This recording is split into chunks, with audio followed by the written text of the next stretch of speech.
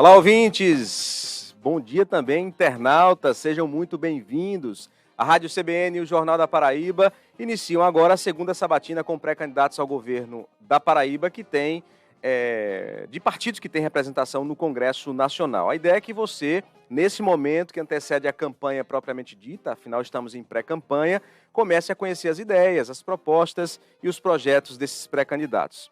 As entrevistas vão acontecer até o dia 18 de julho, todas as terças e quintas-feiras. Hoje, a nossa entrevistada é a pré-candidata ao governo da Paraíba pelo PSOL, Adjane Simplício.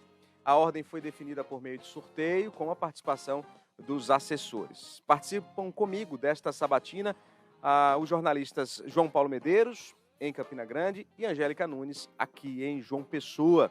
As sabatinas terão 50 minutos, duração aqui no estúdio, a duração de 50 minutos, né? Aqui no estúdio da CBN, você vai ouvir aí onde você estiver, e com transmissão, você internauta está acompanhando a gente, simultânea pelo Jornal da Paraíba, pelo site do Jornal da Paraíba. Se você tiver perguntas, atenção, se tiver perguntas, mande pra gente pelo WhatsApp 981324088, repetindo, 981324088, é o WhatsApp da CBN, tá? E também tem aquele espaço ali de comentários do YouTube do Jornal da Paraíba, que você também pode fazer pergunta, manda pra gente, a gente vai obviamente encaixar aqui na nossa sabatina.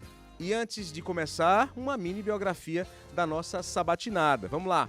A Adjane Simplício tem 44 anos, nasceu em Natal, possui graduação em Pedagogia pela Universidade do Estado de Minas Gerais, em 2007, e especialização em Educação e Direitos Humanos pela UFPB, concluída em 2015. Atualmente é professora da Educação Básica, anos iniciais, da Prefeitura Municipal de João Pessoa.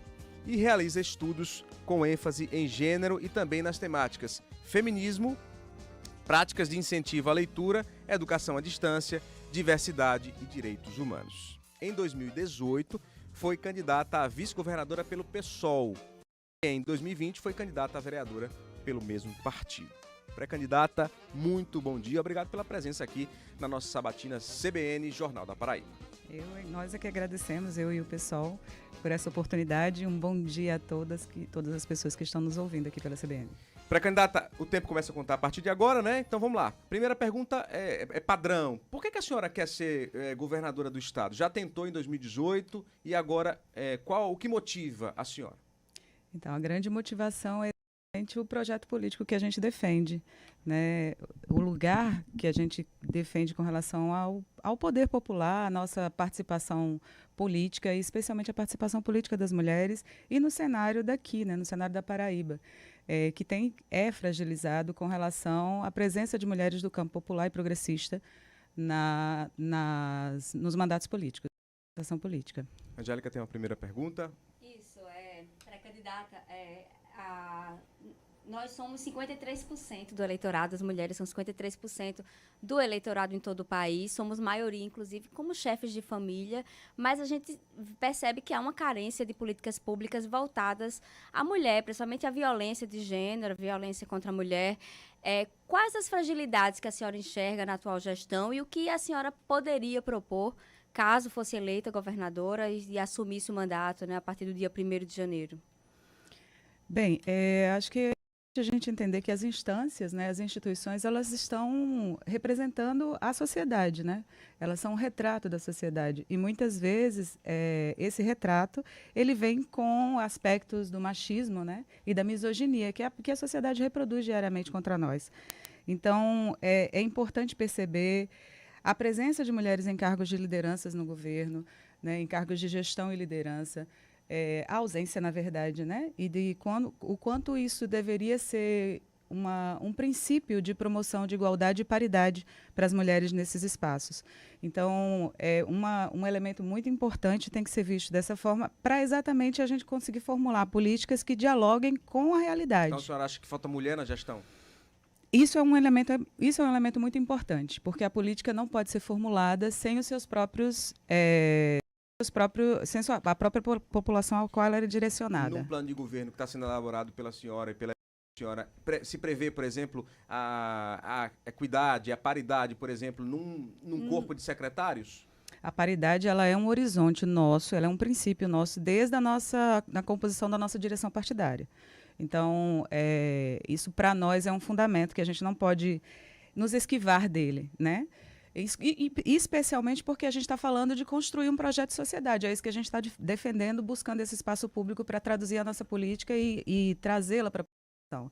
Então, formular políticas para combate à violência, formular políticas que combatam uma educação sexista, formular políticas para a saúde, isso não pode acontecer sem a presença das mulheres que digam da necessidade delas. Como é que a senhora avalia o cenário de hoje aqui na Paraíba, com as delegacias, com toda a estrutura institucional que o governo do estado fornece para atender essas mulheres? A senhora avalia que viver bom, que se pode ampliar, e ampliar em quê? Eu queria saber a proposta da senhora nesse sentido.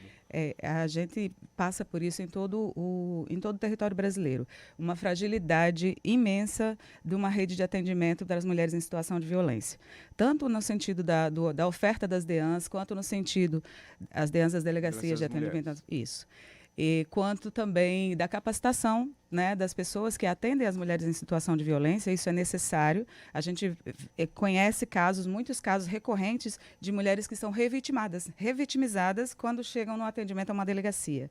E a rede de atendimento, que seria a rede de proteção, quando a mulher precisa ir para um abrigo, políticas que possam subsidiar, fazer com que essa mulher possa ter se afastar do seu agressor, sair da situação de violência e conseguir reconstruir a vida numa condição de maior segurança. Isso precisa acontecer não só aqui na capital, mas em todo o estado, né? E uma rede que, infelizmente, enquanto não houver um projeto de educação, um projeto societário que defenda a igualdade e que atue em várias dimensões, né, transversais, interseccionais, sentido de combater a cultura da violência contra a mulher, porque isso é uma cultura, né? Infelizmente. Objetivamente, pré-candidata, que ações podem ser tomadas e que a senhora, enquanto governadora, se for governadora, vai tomar? Dentre as ações que a gente tem discutido e construído no governo, especialmente pensar projetos de educação que dialoguem com a comunidade escolar, e aí a comunidade escolar não são apenas os alunos, mas a comunidade do entorno, né? Discutir o que é violência contra a mulher, apresentar elementos, mecanismos que façam com que as mulheres acionar o equipamento de segurança necessário para que elas possam se proteger, trazer essa discussão a partir também dos órgãos públicos, né, com os servidores públicos preparados para o acolhimento, né, e o trato com as mulheres, que não seja um trato baseado na misoginia e na diferença de gênero. E aí também a gente tem que pensar que essa violência que acontece contra a mulher também acontece contra a população LGBT, e isso também tem que ser tratado também nas escolas e também, enfim, em todas as secretarias e em todas as ações. Isso é um elemento importante, e a partir de uma postura, quando você constrói ou constitui um secretariado que tem paridade, quando você apresenta mulheres em espaços de liderança e coordenação de projetos, quando você constrói políticas que tenham essa identidade, é possível constituir um caráter até educativo para a própria sociedade em todas as ações do governo. Agora a gente tem a participação de João Paulo Medeiros em Campina Grande. João. Pré-candidata, bom dia, senhora. Nas últimas eleições, o PSOL participou do processo eleitoral aqui na Paraíba, apresentando candidaturas, mas essas candidaturas tiveram uma boa aceitação popular. Tiveram votações pequenas ainda, né? E eu perguntaria à senhora o seguinte: como é que o eleitor paraibano pode ser convencido de que este ano a senhora participará do processo e terá condições de se viabilizar do ponto de vista eleitoral? Há chances de chegar, por exemplo, no segundo turno. Como é que a senhora diria ao eleitor paraibano? Como é que a senhora garantiria que isso poderia acontecer, já que aqui no estado a gente tem um histórico ainda de votações pequenas obtidas pelo partido? João Paulo, essa é uma boa pergunta, e a gente sempre entende a nossa atuação política, ela não é uma atuação apenas focada no processo eleitoral, né? E a gente vem, enquanto pessoal, crescendo estadualmente, a gente tem ampliado os diretórios municipais. Eu também estou hoje ocupando a função de presidenta do diretório estadual. E, além disso, a nossa inserção nos movimentos sociais. Então, a gente vem crescendo no sentido de construir exatamente essa identidade junto à população, né? Infelizmente, a gente carrega na Paraíba também um resquício histórico de ausência da população nas discussões políticas. E é importante a gente estar aqui ocupando esse espaço, trazendo que a nossa representação é uma representação com raízes populares. Nós somos todos trabalhadores e trabalhadoras. Nós não somos herdeiros de famílias tradicionais da política e nem somos herdeiros das circunstâncias políticas que alimentam a perpetuação de determinados partidos no cenário. Então, é importante, primeiro, a gente conseguir ocupar esse espaço e estar aqui hoje como uma candidata que tem espaço na TV, espaço na mídia maior, né, na mídia que tem maior repercussão junto à população, já nos coloca num lugar onde a gente pode estar mais diretamente, mais amplamente com as pessoas, trazendo o nosso projeto. E, infelizmente, a população ainda não conhece o que significa um projeto político cunhado, na verdade, nos interesses da população, né? A gente tem, infelizmente, Aí eu perguntaria à senhora. Pode falar. Eu perguntaria à senhora, as outras pré-candidaturas ou as outras candidaturas que o pessoal apresentou, né, nas últimas eleições aqui no estado, elas falharam nisso, nessa aproximação cada vez maior com o eleitorado? Não, eu penso que, na verdade, a gente não tem o espaço, não tivemos o espaço ainda, o espaço de mídia, o espaço de diálogo que a gente deseja alcançar, né? E trabalhamos nessa construção. Não se trata de falhar, se trata de... você está falando de um partido de esquerda do campo popular que não tem mandatos ainda no Estado e que está disputando essa narrativa pública, não é apenas uma narrativa voltada para o processo eleitoral, mas uma narrativa onde a gente se dedica a estar conversando com as pessoas, criando espaços de diálogo, permanecendo com esses espaços de diálogo e de organização nas comunidades e territórios. Então, o que a gente tem trazido e construído é um projeto que é um projeto de longo prazo, é um investimento de longo prazo, onde a gente entende que a gente trata da sensibilização das pessoas para a necessidade da intervenção política para além do processo eleitoral. Pré-candidata, eu tenho perguntas aqui de nossos ouvintes, duas. Eu vou fazer a primeira, caso a senhora, depois que a senhora terminar, eu faço a segunda. Do Edson Marinho, ele fala o seguinte: a desmilitarização da segurança pública. Gostaria de saber um pouco mais sobre o assunto e como a pré-candidata pretende implantar esse modelo aqui no Estado. É o Edson Marinho, a gente agradece a pergunta. Bem, obrigada, Edson, pela pergunta. É importante tocar nesse assunto também, como em outros assuntos mais polêmicos, quando a gente pensa em mexer nas estruturas que a gente já conhece. Então, a proposta do PSOL, que vem sendo construída, e aqui não é só como proposta para Paraíba, é uma proposta que vem sendo construída e refletida, essa construção nacionalmente, é no sentido de termos uma política que seja uma política que não atinja, e a população de uma forma, não ataque a população de uma forma violenta, e que tenha discussões sobre o racismo estrutural, que atravessa as ações policiais, e a gente tem visto isso nas denúncias que têm acontecido, não só aqui no Estado, mas em todo o Brasil, na verdade no mundo, né? Se discute se é necessário, de fato, uma abordagem violenta e armada sobre a população desarmada. É importante entender que as abordagens elas têm níveis de risco e níveis de atuação, e isso não é discutido na polícia de uma forma geral. A gente tem uma polícia fincada em raízes repressoras. E é importante a gente entender que as raízes repressoras, elas sempre caem sobre a população empobrecida e pra periférica gente ser bem e preta. Prático, pré-candidata, tirar as armas dos policiais, a desmilitarização. Desmilitarização, A desmilitarização é construir um outro vínculo de atuação profissional. E esse vínculo ele não vai ser pautado na militarização, que seria essa hierarquia e esse treinamento no sentido de atuação ofensiva e violenta sobre a população. A defesa, a gente tem visto uma polícia militar muito mais voltada para defender os prédios públicos, os políticos, e a gente não entende que deva ser essa atuação. E com relação às armas, por exemplo, o uso das armas, como é que a senhora entende? Ficou muito claro, porque se for o contrário, o policial vai estar desarmado mas aí foi o que eu citei sobre com relação a níveis de abordagem. No geral, a abordagem da polícia comunitária não necessita de armas, ou não necessitaria de armas que fossem letais. é necessário rediscutir essas abordagens, discutir isso com a sociedade e trazer isso também como um elemento de humanização da própria ação dos policiais, né? No reconhecimento, inclusive, da atuação de pessoas que têm a capacidade de construir diálogos, de construir amenizar situações de violência e conseguem construir intervenções que não sejam intervenções que atinjam diretamente os direitos humanos ou que atentem contra a vida das pessoas que deveriam ser servidas pela polícia. Vamos lá, a gente tem outra pergunta aqui do Arthur Alencar. Obrigado, Arthur. Ele diz o seguinte: na sua opinião, na opinião da senhora, pré-candidata, qual o modelo de pacto federativo ideal?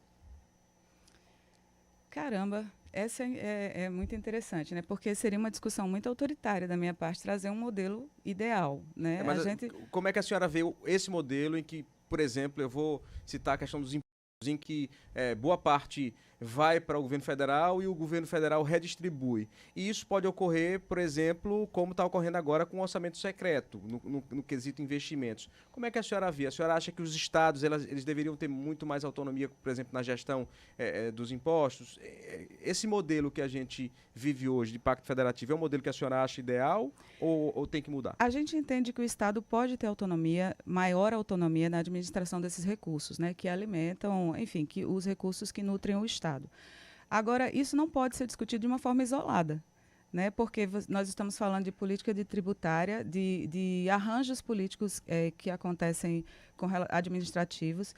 Então, é necessário, para se propor a construir uma autonomia com relação à administração dos recursos, é importante trazer isso para a discussão pública também, né? E fazer com que a população também compreenda essa dinâmica, porque senão a gente acaba engolindo fake news, como, por exemplo, essa história do desconto do ICMS com relação à diminuição do preço da gasolina. Quando a gente entende e sabe que a precificação não está baseada apenas nisso, e está baseada fortemente na questão, no elemento do dólar enquanto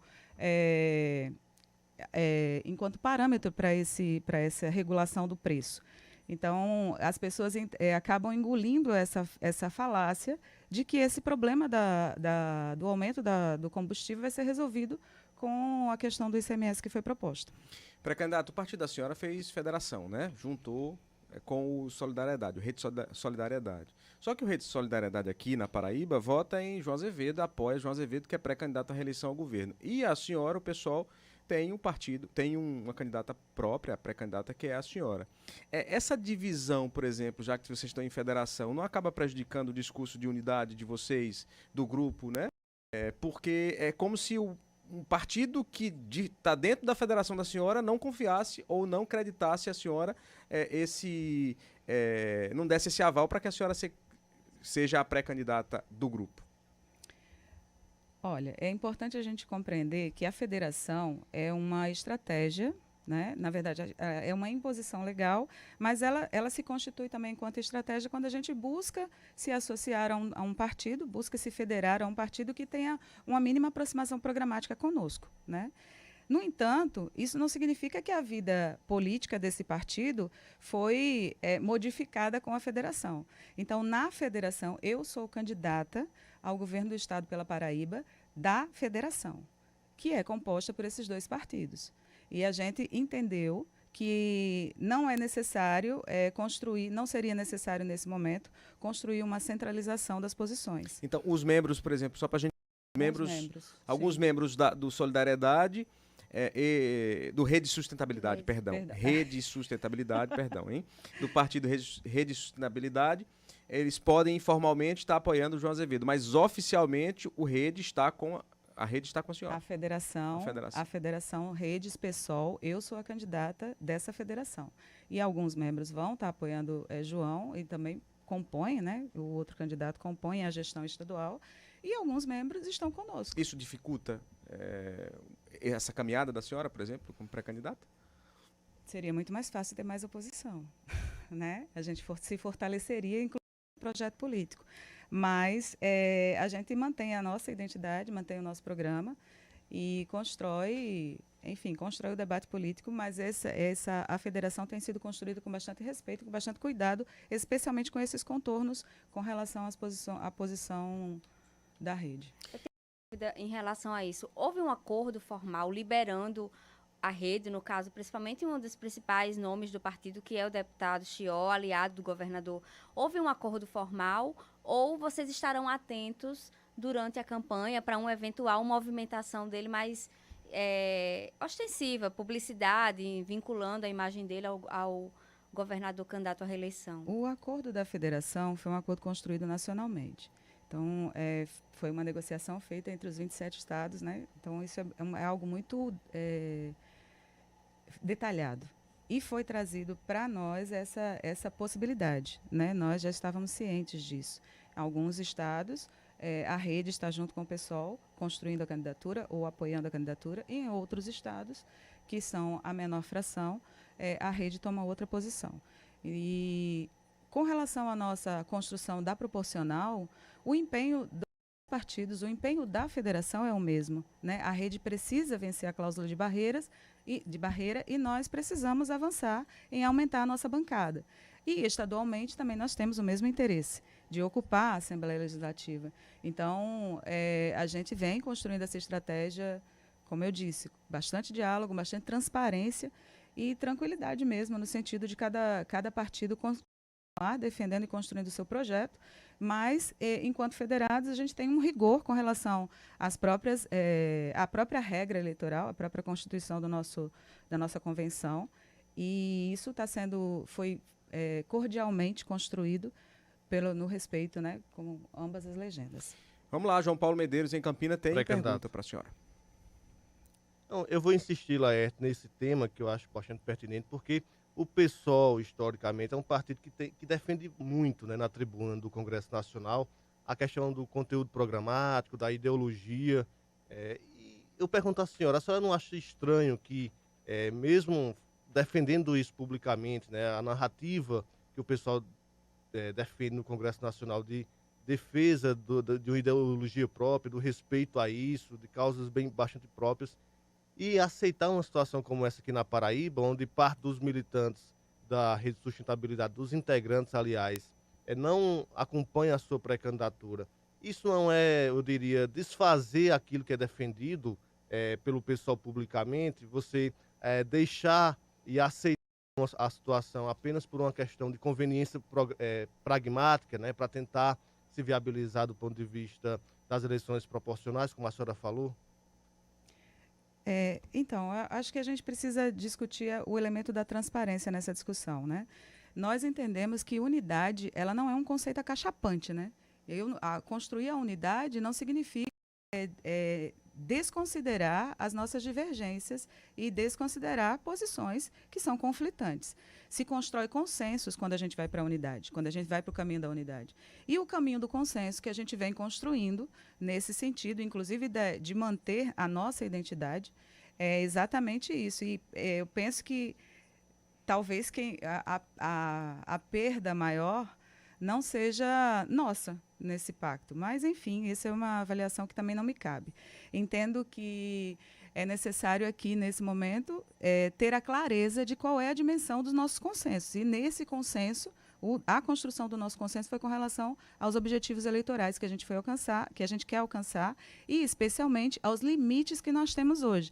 Para a condição de sobrevivência dentro do jogo eleitoral, a gente precisa construir as nossas estratégias. E essa estratégia veio desse consenso, junto com a direção da rede. Pré-candidata, eu tenho uma pergunta aqui da Socorro, do Ligeiro, de Campina Grande. Ela faz a seguinte pergunta. Em relação à causa animal, se a senhora conhece essa causa, se luta por ela, e se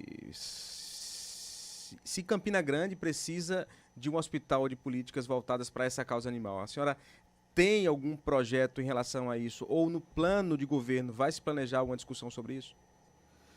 Olha, a gente se pauta pela perspectiva ecossocialista, né? E aí a gente vem trazendo exatamente discussões necessárias do que significa ambiente, do que significa defesa do meio ambiente e como a gente equilibra a existência humana com os limites ambientais. Então, para a gente pensar em políticas urbanas, né, especialmente de áreas urbanas, pensar que é necessário ter uma política de saúde para os animais. Esse é um dos elementos que são abordados no nosso programa.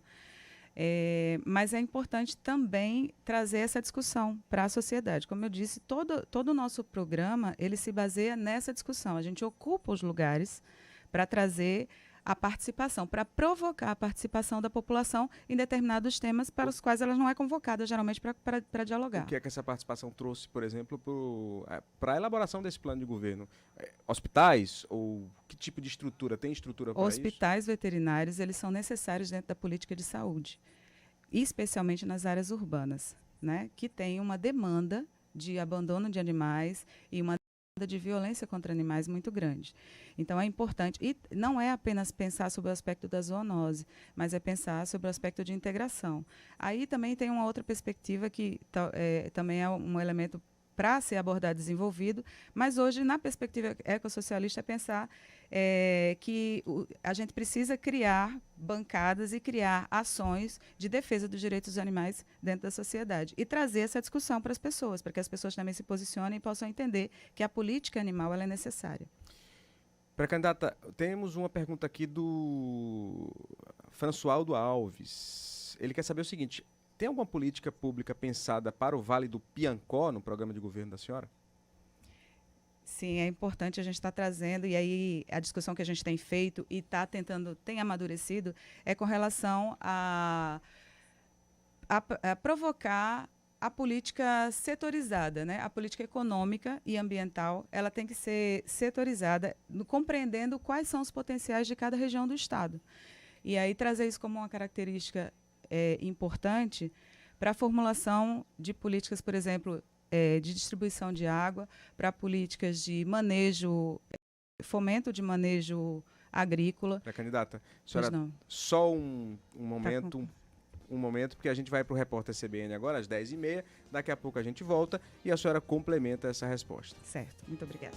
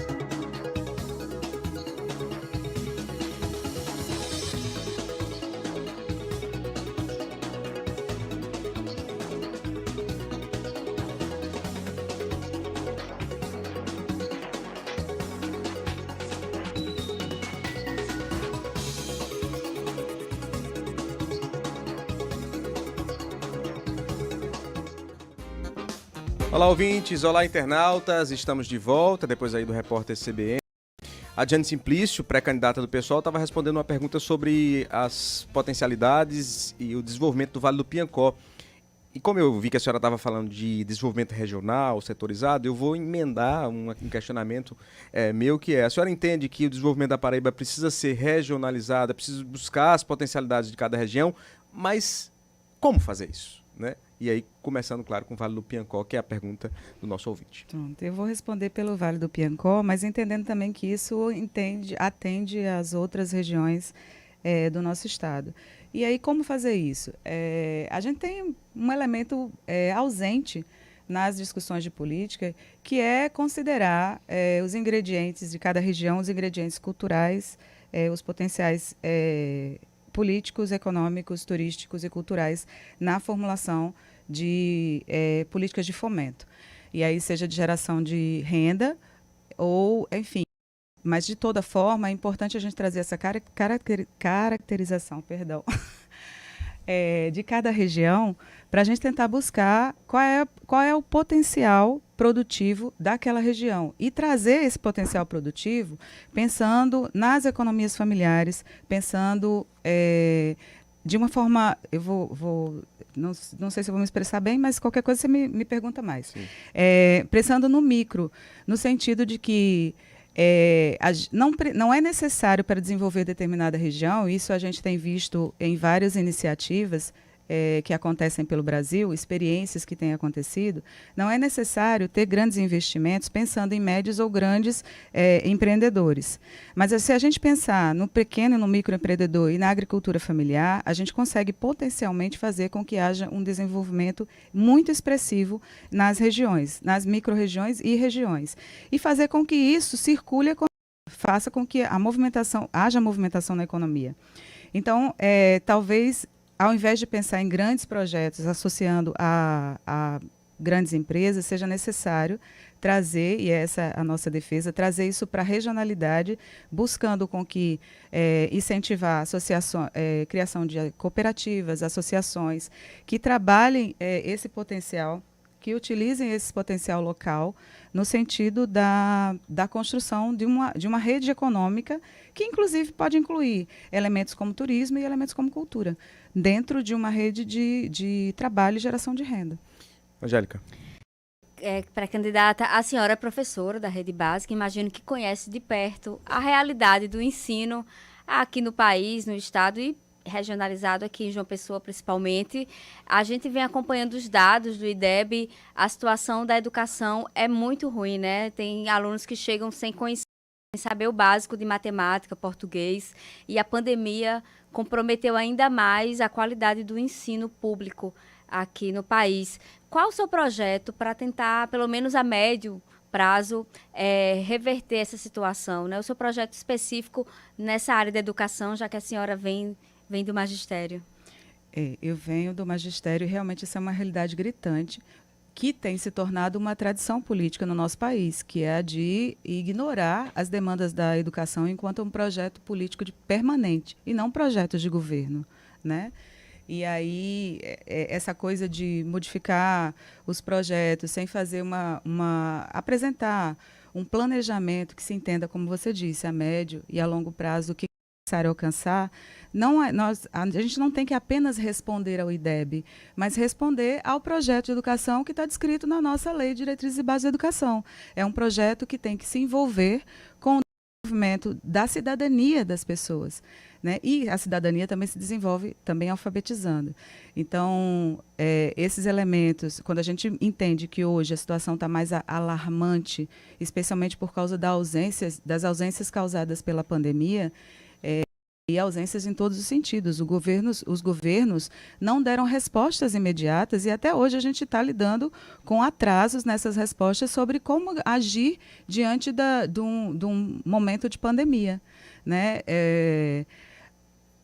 A gente entendendo, inclusive, que a nossa população não tem acesso pleno à informática, não tem acesso pleno ao ensino remoto. Então, óbvio que o buraco que vai ficar o problema que vai ficar residual desse momento, ele é muito maior. Então, pelos próximos 8 anos, os projetos de educação têm que se envolver diretamente com a recuperação desse momento de pandemia e de ausência de projetos de educação que, de fato, incluíssem essas pessoas, essa nossa população que não tem acesso à internet. Na prática, a senhora defende que tipo de ação, por exemplo, para tentar diminuir esse déficit aí provocado pela pandemia? E pensando que nós temos, por exemplo, uma ausência muito maior no ensino médio, inclusive pensando a nível de Estado, né, e de atribuições do Estado, é importante criar programas que dialoguem com a realidade da juventude e que promovam, por exemplo, diálogos com esporte, diálogos com a tecnologia, diálogos com elementos de saúde. Mas as escolas em tempo integral, que, por exemplo, o governo do estado disse que implantou 302 e dessas 152 escolas técnicas já não fazem isso? Ou a senhora acredita que é uma falha, inclusive, dentro desse processo, dentro dessas escolas que já são em tempo integral, né? Essas escolas, muitas delas foram construídas e entregues durante o período da pandemia, né? E aí a gente está, pensando em efetividade de fato, como infraestrutura, isso atende a essa transversalidade do sentido da educação. Mas é necessário trazer uma proposta concreta. O Estado é completamente ausente nas escolas. Não existe coordenação pedagógica nas unidades escolares, não existe supervisão pedagógica nas unidades escolares, não existe atendimento para os com deficiência, e esses alunos com deficiência desaparecem depois que eles saem do ensino fundamental. Eles não fazem parte de programas de inclusão, nem de discussão de educação dentro da rede estadual. Então a senhora acha, por exemplo, que falta menos recurso e mais gestão? Ou falta recurso também? Não, óbvio que falta recurso, especialmente depois da Emenda Constitucional 95, que corta os investimentos de educação, e especialmente depois dessas últimas políticas, e como, por exemplo, a política do ICMS, que foi cortada e vai tirar recurso da educação também. Então, a gente precisa defender, acima de tudo, um projeto que aumente os recursos investidos na educação, garantam que o Fundeb seja uma política permanente. Mas melhorar a aplicação não seria também um caminho... pré-candidata, porque há vários especialistas também dizem que o problema maior é que há uma aplicação muito ruim desses recursos, em vários locais. A administração dos recursos públicos, ela é muito ruim, né? E ela precisa, por isso que é importante ter transparência e diálogo com a população. Isso precisa ser demonstrado. E não é só demonstrar com números de infraestrutura construído, mas é necessário, e aí isso também repercute em outras avaliações, no caso de avaliações sistêmicas com relação à eficiência da educação, mas é pensar que eu quero construir, ou que nós queremos construir, se envolver com um projeto de educação que dialogue com a construção de uma cidadania, com a construção da dignidade, com a construção de uma educação não sexista, antirracista, anti-homofóbica, e que tudo isso dialoga, passa com a sociedade. Não existe salvacionismo, medida salvacionista que alguém sozinho vai criar da sua própria cabecinha, se essa pessoa não tem a capacidade de dialogar com a população e entender, por exemplo, características potenciais e culturais de cada região. Mesmo tendo um plano de educação que seja um plano estadual, é necessário entender que cada região tem o seu potencial cultural e isso precisa ser valorizado também dentro do conteúdo escolar a ser tratado. Vamos lá, temos duas perguntas aqui de ouvintes, eu vou emendar as duas porque aí facilita, a gente ganha tempo, né? A primeira delas, primeira pergunta, como é que a senhora vai resolver o problema da implantação da rede de esgoto, independente da implantação do calçamento pelo município? Aqui ele critica a ideia de que muitas vezes se calça a rua, depois abre para botar esgotamento. Como é que a senhora vai resolver isso? E aí eu amplio falando sobre a proposta da senhora com relação ao saneamento básico. E tem essa pergunta é do Marcos Miranda. E tem uma outra pergunta do Olímpio Rocha, de Campina Grande também. Quais são as principais propostas que a senhora tem para que se amplie o direito à moradia aqui no estado? Bem, vamos lá. Primeira pergunta, esgotamento sanitário, e a segunda, moradia. Eu fico muito satisfeita com uma participação tão massiva assim, de pessoas trazendo elementos do cotidiano. Isso. E é exatamente isso que o pessoal quer ocupar, esse lugar onde a gente dialoga com as pessoas para poder entender o que é necessário atuar. Primeiro elemento muito importante a ser discutido, e aí, infelizmente, no Estado não houve espaço para a gente discutir isso, e algumas decisões foram feitas de modo atropelado, e entendo para mim muito equivocadas, que é com relação à defesa da CAGEPA como sendo um bem, né, uma instituição estadual. A gente não pode permitir que estratégias como o PPP avancem ou dialoguem com a possibilidade de uma privatização. O governador, que é pré-candidato à reeleição, disse aqui que não é privatização. Talvez a senhora tenha ouvido e visto, que é, de fato, a inclusão da iniciativa privada para agilizar algumas metas que a CAGEPA precisa assumir por conta do marco legal. Então, o que a senhora está dizendo é que a senhora é contra, inclusive, as PPPs dentro da CAGEPA, por exemplo? As PPPs, elas têm que ser uma política muito discutida, porque não é possível a gente transferir para o ente privado a responsabilidade de administração do ente público. Isso é uma possibilidade que dá abertura, é uma estratégia que a gente tem visto ser repetida em outras instituições públicas, que dá abertura para a ideia de privatização. Né? Isso é muito importante. O que Sem fazer, contar por exemplo, que para ter o universalização fornecimento do esgotamento Pois é, sanitário esse é um de água? compromisso dos governos. A questão da gestão não é colocada, a má gestão não é colocada com relação à CAGEPA, por exemplo. Se em 50 anos os governos não fizeram, o problema é que, infelizmente, os governos não assumiram compromisso de fazer isso. E é necessário fazer um planejamento dizendo o que a gente quer alcançar a médio e a curto prazo, inclusive trazer a ampliação do atendimento. E não é possível deixar a nossa população sem o saneamento básico. Isso é ignorar um direito humano básico. E isso é necessário de ser construído e construído de uma forma muito transparente e muito direta, não trazendo a PPP por incompetência administrativa. A outra pergunta sobre o direito à moradia, sobre o déficit habitacional aqui no Estado. Exatamente, esse é um outro elemento muito importante e, por exemplo, a gente não pode deixar de citar os despejos que vêm acontecendo no Estado, né? Olímpio Rocha tem trazido, obrigada pela participação, companheiro, tem trazido uma defesa muito importante, juntamente com o Alexandre Soares, desse elemento do direito à moradia. Nós temos vivido aqui nos últimos 2 anos aqui na Paraíba despejos que somam em torno de 10 mil famílias que foram desabrigadas aqui no Estado. E é importante trazer uma política que dialogue com essa necessidade. Estivemos agora recentemente em Guarabira. E em Guarabira, a população com quem a gente dialogou também apresentou a necessidade de ter política de moradia para a cidade. Então, não é só aqui para João Pessoa e nem região metropolitana. Isso tem que se expandir com um planejamento necessário e um comprometimento necessário, orçamentário inclusive, para poder trazer, essencialmente, né, para poder fazer com que esse déficit habitacional seja resolvido, mas em todo o Estado. Pré-candidata, o pessoal tem uma crítica histórica às políticas de renúncias fiscais do Estado, né, alegando que há prejuízo de bilhões com essa prática. Mas há quem defenda que essa política é fundamental para a atração de empresas, como forma, inclusive, de geração de emprego e renda. Essa crítica continua? E qual a solução, então, se você não essa renúncia para gerar emprego? Qual o modelo que o pessoal defende quando critica essas renúncias? Então, o modelo que o pessoal defende é exatamente a ausência de transparências.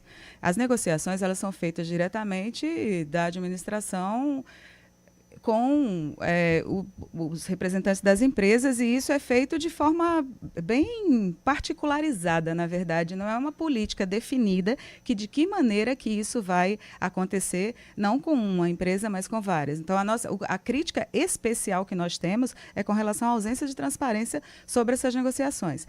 Alega-se que vai se criar muitos empregos, uma rede de empregos, e, na verdade, quando a gente avalia posteriormente, essa rede de empregos, ela não acontece.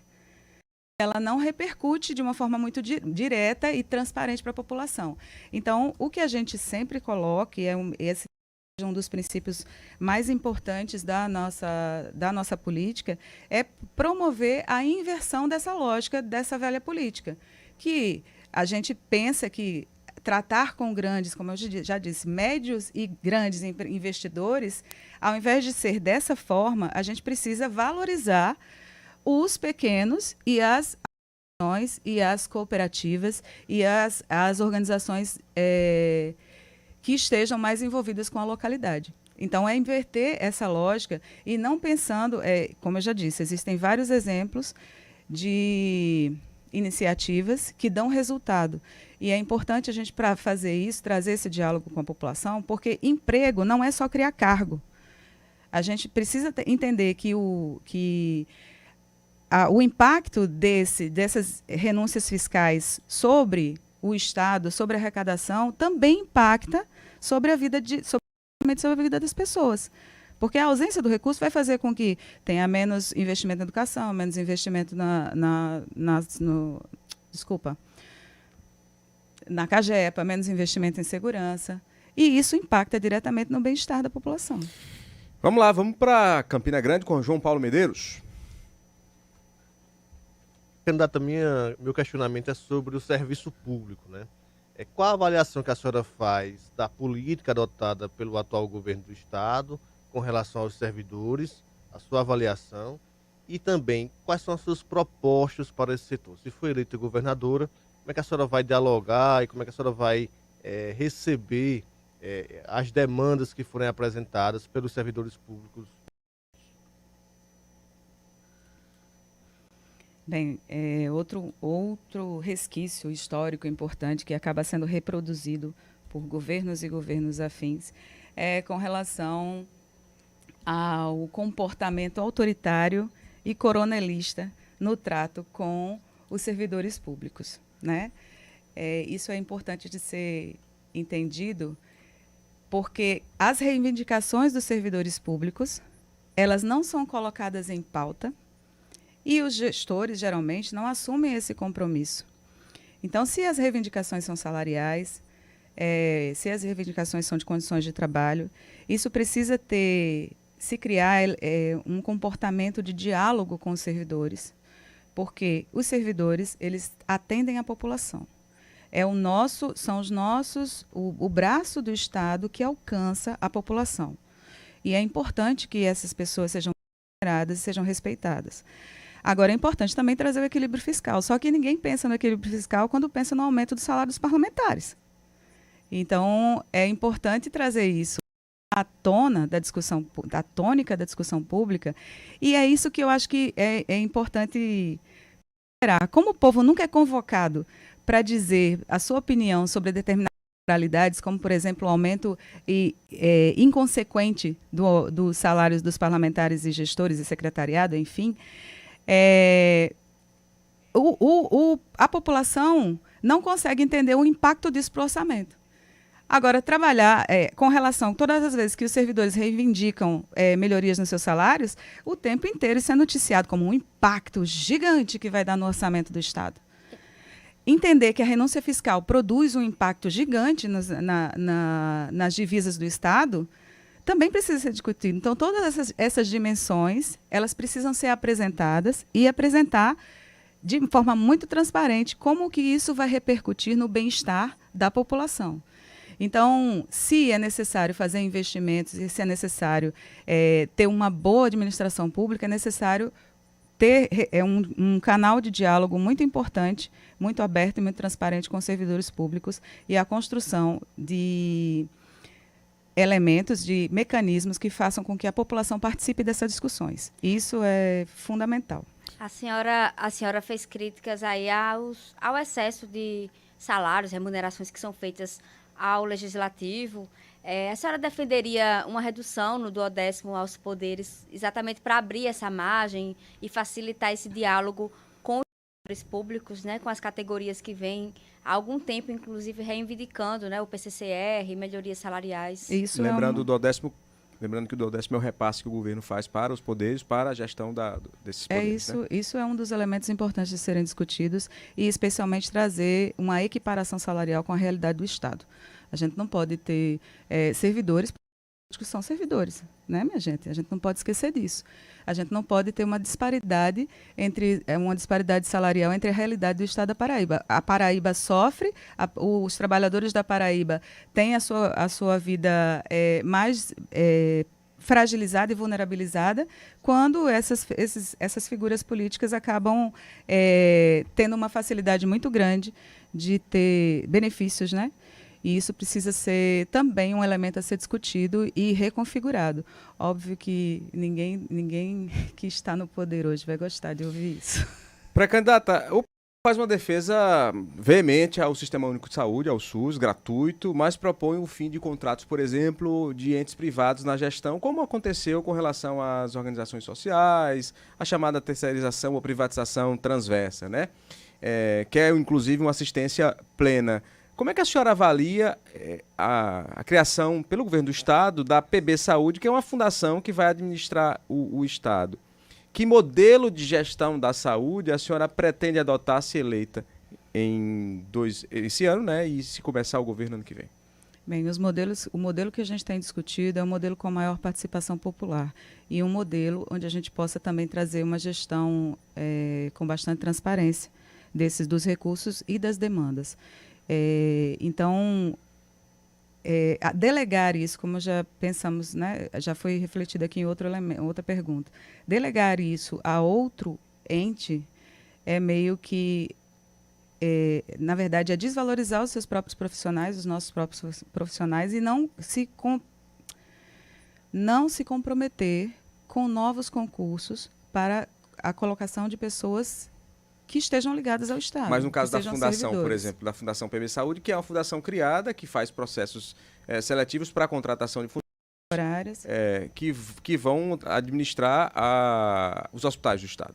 Então, e aí trazer também essas contratações temporárias tem toda uma fragilidade. No caso da PB Saúde não é temporário, né? No caso da PB Saúde você tem um processo de contratação para a fundação por meio de uma seleção, por meio inclusive de concurso, né? Para a seleção, para a fundação.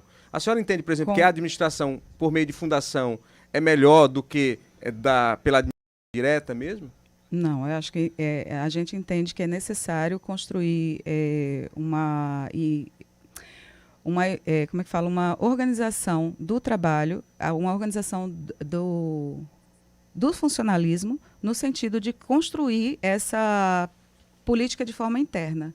Né? Ou seja, o próprio Estado administrando, Exatamente. Sem intermédio, por exemplo, de uma instituição como uma fundação. Exatamente. Porque é necessário, inclusive, o envolvimento dessas pessoas com as demandas da própria instituição.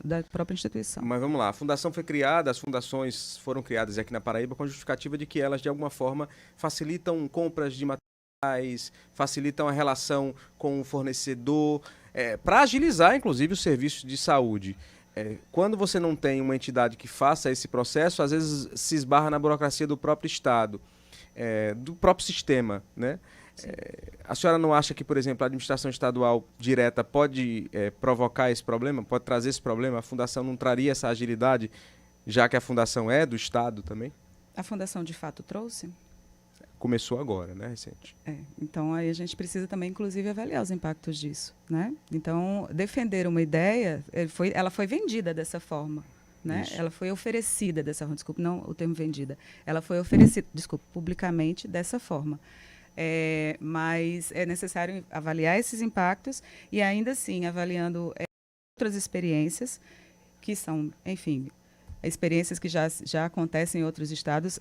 Se a gente entende que o problema é burocrático com relação à administração estadual, é necessário reconfigurar esse caminho burocrático para que ele não seja dificultado, que ele não dificulte o acesso, o serviço à população, as compras, como, por exemplo, foi colocado, né? Que isso facilita esse é um exemplo só, Isso né? é um exemplo. São vários exemplos de impasses que existem. Sim, então, se é necessário rever a burocracia, que a burocracia seja revista. Isso é importante também ser dito. Mas isso dá muito trabalho, né? Tem que ter um envolvimento e tem que ter um plano. Vamos lá, vamos para a pergunta de ouvinte. A gente tem uma pergunta aqui do Davi Levi, de Areia, da Paraíba. Eita. Ele pergunta o seguinte: trabalho com pinturas e sempre que compro objetos de outros estados, pago um frete exclusivamente cobrado a quem mora na Paraíba. O que a pré-candidata faria para diminuir o ICMS? Bem, a gente tem no nosso programa um compromisso de fazer uma revisão do ICMS estadual. Mas isso pensando de que maneira isso vai impactar, e aí pensando também de que maneira a gente diminui os encargos para o cidadão comum. Né? Lembrando que a senhora tem um tempinho para responder e concluir, tá? Com as considerações finais. Pronto. Então, nesse aspecto, esse é o nosso compromisso. A gente tem entendido que a gente precisa escalonar isso no sentido de produzir o menor impacto possível na vida do cidadão comum e para que ele não pague mais impostos sobrepostos, né? E isso é necessário. Só que aí, óbvio, isso é necessário planejamento, senão a gente vai incidir nos mesmos erros que já ocorreram antes em outras gestões. Vamos lá, a senhora tem 1 minuto para as considerações finais, para falar com seus internautas. Bem, eu acho que na verdade, o que a gente tem tentando construir é esse espaço para poder dialogar com a população, dizer que pessoas que não têm herança política no sentido da tradição e no sentido da repetição de elementos que até hoje não trouxeram benefícios para o Estado, podem ocupar esse espaço, podem ocupar a política, que mulheres podem ocupar a política e que é importante trazer essa discussão, sempre trazendo a população como um elemento central da construção das políticas. Pré-candidata, muito obrigado pela entrevista, por apresentar aqui suas ideias, suas propostas. A gente agradece também, pessoal, aos nossos ouvintes internautas. Olha só, o Felipe Lima, a Yasmin Soares, o Davi Levi, que a gente falou agora, o Wilton, Cizenando Leal, o Hélio Santa Cruz de Almeida. Algumas perguntas a gente conseguiu fazer, outras foram respondidas junto com os nossos questionamentos. E a gente agradece aqui a participação da pré-candidata do PSOL, a Jane Simplício. Lembrando que semana que vem, na próxima terça-feira, mais uma entrevista com Pedro Cunha Lima, do PSDB. Ele é o próximo pré-candidato que vai falar com a gente aqui na sabatina CBN Jornal da Paraíba.